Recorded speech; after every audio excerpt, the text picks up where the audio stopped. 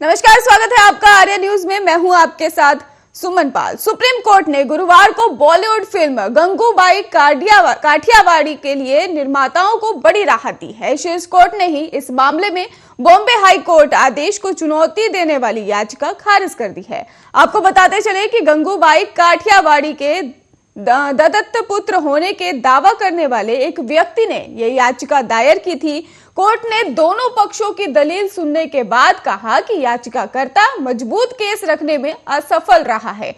Film की release रोकने की मांग सुप्रीम कोर्ट ने खारिज कर दी है। यह फिल्म 25 फरवरी को रिलीज होनी है। बताते चले कि सुप्रीम कोर्ट में सुनवाई के दौरान फिल्म निर्माता ने कहा कि अंतिम मौके पर नाम बदलना संभव नहीं है। केस दायर करने वाले के पास गंगूबाई का गोद लिया हुआ बेटा होने का कोई सबूत नहीं।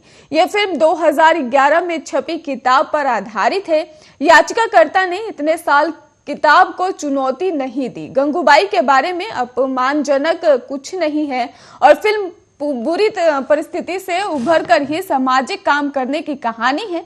आपको बताते चले कि बेंच की अध्यक्षता कर रही जस्टिस इंदिरा बनर्जी ने कहा कि हमारे यहाँ समस्या है कि पीड़ित को अपराधी की तरह दिखाया जाता है। इससे परिवार संवेदनशीलता प्रभावित होती है। मैं पश्चिम बंगाल में लीगल सर्विस अथॉरिटी की अध्यक्षता थी। एक ऐसी लड़की से मिली जिसे बहुत कम उम्र में खाने का लालच देकर इस काम में धकेल दिया गया।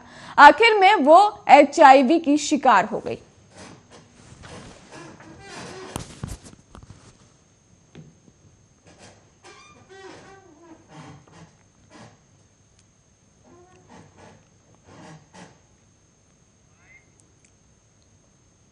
चलिए रुक करते अगली खबर की ओर, जहां पर यूपी के आम चुनावों में भाजपा रामनगरी अयोध्या में कोई कोर कसर बाकी नहीं रखना चाहती है। इसी कारण पार्टी की ओर से मुख्यमंत्री सबसे ज्यादा समय अयोध्या में दे रहे हैं। सीएम योगी आदित्यनाथ 2 दिनों के लिए ही गुरुवार को रामनगरी पहुंचे। अपने प्रवास के दौरान ही योगी अयोध्या के साधु संतों और संघ के पदाधिकारियों से बातचीत भी की है और भीड़ जुटाने में लगे स्थानीय नेता योगी की जनसभा और रोड शो को सफल बनाने के लिए स्थानीय प्रत्याशियों पर पूरा जोर लगाए हुए हैं।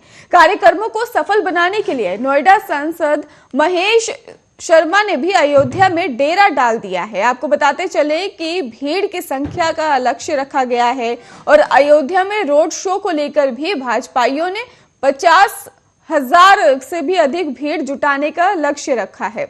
अयोध्या जनपद में चुनाव प्रचार पूर्व केंद्रीय पर्यटक मंत्री और नोएडा से सांसद महेश शर्मा ने अयोध्या में डेरा जो है वो डाला हुआ है। इसके साथ ही सांसद महेश शर्मा ने कहा कि रोड शो बहुत भव्य होगा।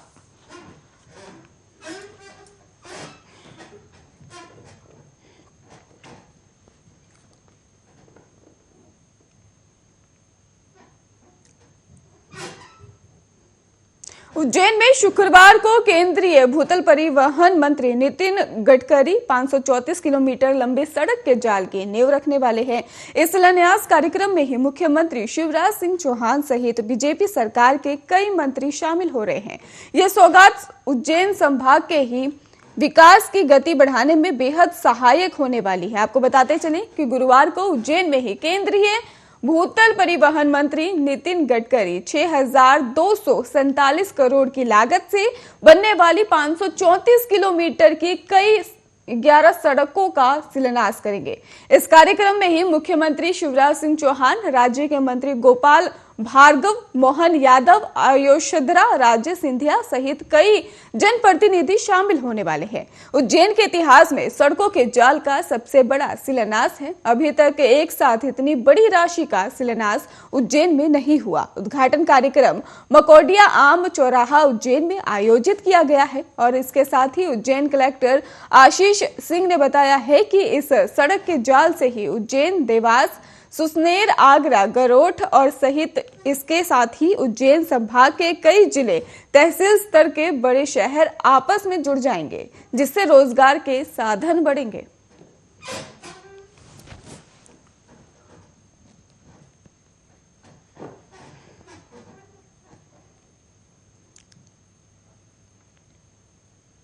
कर्नाटक के शिवमोगा में रविवार रात बजरंग दल के एक कार्यकर्ता हर्ष की हत्या के मामले में पुलिस ने कार्रवाई करते हुए 8 लोगों को गिरफ्तार कर लिया है। कर्नाटक के गृह मंत्री अर्गा ज्ञानेंद्र ने जानकारी देते हुए बताया कि स्थिति नियंत्रण में है और कोई ताजा घटना सामने नहीं आई है। उन्होंने कहा कि शिवमोगा में ही एडीजीपी सहित उच्च अधिकारी मौजूद हैं और स्थानीय पुलिस शांति बहाल करने के लिए अधिकारियों के साथ समन्वय में ही काम कर रही है। गृह मंत्री ने यह भी कहा कि गिरफ्तार किए गए 8 आरोपियों का कोई धर्म नहीं है, उनका धर्म हथियारों का धर्म है। और वहीं शिवमोगा के एसपी बीएम लक्ष्मी प्रसाद ने कहा कि कल शाम तक हुए दंगों के संबंध में 27 एफआईआर दर्ज की गई है, इसलिए इस संबंध में एक अलग टीम बनाई गई है। वे उपलब्ध सभी वीडियो का विश्लेषण करेंगे और इस पर हम लोगों की पहचान के आधार पर गिरफ्तार करेंगे। उन्होंने बताया कि शिवमोगा में ही कानून व्यवस्था की स्थिति अभी ठीक है। पिछले 24 घंटे से कोई घटना नहीं हुई है। इससे पहले 2 रातों में हमारे पास जुलूस के ही दौरान सोमवार को मुख्य घटनाओं के बाद आगजनी के कुछ मामले थे और हर जगह हमारी तैनाती है। कर्फ्यू अभी भी जारी है।